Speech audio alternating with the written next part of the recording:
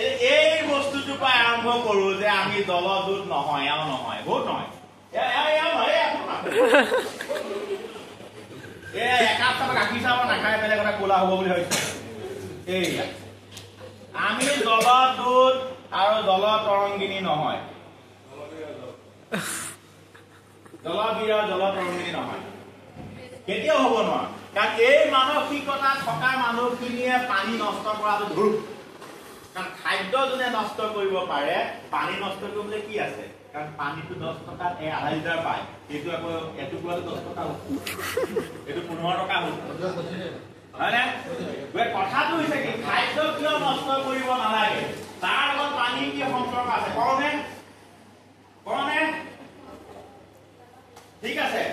সবে থিয় হ'ব লাগিব আপোনালোকে কৈ যাওক তুমি এফালে চিন্তা পেলা আৰু সবে এইখন চাই থলে চাই থাকিবলৈ এতিয়া কথা থিয় এইকাৰণে হ'বলৈ ভুল এটা হ'ল কি ভুল হ'ল যে খাদ্য আমি প্ৰায় সকলোৱে নষ্ট কৰোঁ কৰো নকৰোঁ ঘৰতে হওক বাহিৰতে হওক মন নগ'লে নাখাওঁ দিয়ে যদিও নাখাওঁ আগো নিদিওঁ আমি আগবাঢ়ি যাম অকণমান কিয় চোৱা দেখিছানে কি দেখিছা 1 লিটাৰ পানী বনাবৰ কাৰণে 5 লিটাৰ পানী খৰচ হয় এই বটলটোত পানী যে 1 লিটাৰ ভৰাবৰ কাৰণে 5 লিটাৰ পানী খৰচ হয় বটল ধুব লাগিব প্লাষ্টিক বনাব লাগিব ইয়াত ভৰাব লাগিব মেচিন চলিব লাগিব চলা মেচিনটো ঠাণ্ডা কৰিব লাগিব তাৰমানে এই 1 লিটাৰ আধা লিটাৰ 1 লিটাৰ খোৱা পানীৰ বটল এটা পানী ভৰাওঁতে 5 লিটাৰ খোৱা পানী নষ্ট কৰিবলগীয়া হয় 1 নম্বৰ 2 নম্বৰ 1 কাপ চাহ তোমালোকে যে খোৱা 1 কাপ চাহৰ কাৰণে অলপ বহি দিয়াচোন আকৌ উঠিব দিম কাৰণ সবেই দেখা নাপায় চাই লয় 1 কাপ চাহ তোমালোকে যে খোৱা এই চাহ কাপ তোমাৰ বনাবৰ কাৰণে 30 লিটাৰ পানী নষ্ট হয় কিমান লিটাৰ চাহপাত চিঙাৰ পৰা কুন্দাৰ পৰা মেচিনত বনোৱাৰ পৰা ঘৰত বনোৱালৈ 30 লিটাৰ পানী খৰচ হয় কফিৰ কাৰণে চোৱা 1 কাপ কফিৰ কাৰণে 140 লিটাৰ পানী খৰচ হয় গোমধান এটা গোমধানত 900 লিটাৰ পানী খৰচ হয় 900 লিটাৰ পানী খৰচ হয় এটা গোমধান বনাবলৈ উৎপাদন কৰিবৰ কাৰণে 1 কেজি ঘেঁহুৰে ৰুটি বনোৱা 1300 লিটাৰ পানী খৰচ হয় ঘেঁহুলে আহি আছে 1300 লিটাৰ পানী খৰচ হয় তাৰপিছত 1 কেজি সয়াবিনৰ 1800 লিটাৰ ব্ৰেড বনাওঁতে 960 লিটাৰ এটা বিভিন্ন ইয়াত আছে গতিকে ইয়াত আছিলে দালি কিমান দালি আছে ন ইয়াত নাই চিকেন নাই চিকেনৰ কথা নাই হলে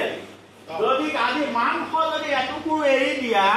1 কেজি মাংস এৰিতে বনাওঁতে 3900 লিটাৰ পানী খৰচ হয় গতিকে এইকেইটা চামোচা বা এইকেইটা চামোচা জানো কচৰি এইকেইটা কচৰি কিমান লিটাৰ পানী নষ্ট কৰিলে গম পালা মানে প্ৰত্যেকটো খাদ্য উৎপাদন কৰিবৰ কাৰণে পানীৰ প্ৰয়োজন হয় খোৱা পানী বেয়া পানী উৎপন্ন হ'ব জানো সেই পানীখিনি বস্তুখিনি যদি আমি এনেদৰে চাহ বা আধা খোৱাকে যদি অপচয় কৰোঁ তেতিয়াহ'লে আমি জলবিল বা জল তৰংগিনী কৰি লাভ নাই তুমি নোখোৱা থৈ দিবা যেনেকে এইখন থৈ দিলো এখন মই ঘৰলৈ গ'লে ছোৱালী দিব পাৰিম নাই বা তেওঁলোকেও খাব পাৰিব নাই পেকিং কৰি লৈ যাম খাবলৈ মন নাখালো কাৰণ এইটো খোৱাটোৱে বুজাইছে যে নাখাওঁ দে কম জানে অকণমান খাওঁ দে নাখাওঁ নেকি একাপোৰ খালে খাওঁ দে নাখাওঁ দে অকণ খাই দে আকৌ নাখাওঁ দে খাওঁ নাখাওঁকে দুকামোৰ খোৱাতকে থৈ দি পেলাই ঘৰলৈ লৈ গ'লে পিছত ভোক লাগিলে খালে হ'ব সেইকাৰণে এটা আৰু এটা শিক্ষা কি পালো যে মই আজিৰ পৰা খাদ্য নষ্ট চামুচৰ ল'বা এইকণ ল'বা যিকণ ল'বা সেইকণে খাবা এই লুভিয়া নহ'বা মাছ খাই চিকেন ললিপ আহু লাগিব খাই পেলাই নাখাওঁ আহু লাগিব সেইটো যাতে কেতিয়াও নহয় নহ'লে পানীখিনি নিজে নষ্ট কৰাৰ নিচিনা হ'ব সেইকাৰণে উঠাই এতিয়া শপত বাক্য পা শপত বাক্য আকাশলে জলবিৰ কি জলতৰংগিনী মোৰ লগে লগে কৈ যাবা হাত আগফালে আজিৰ পৰা আমি প্ৰত্যেক জলবীৰ আৰু জলতৰঙ্গিনীয়ে পানী সংৰক্ষণৰ অৰ্থে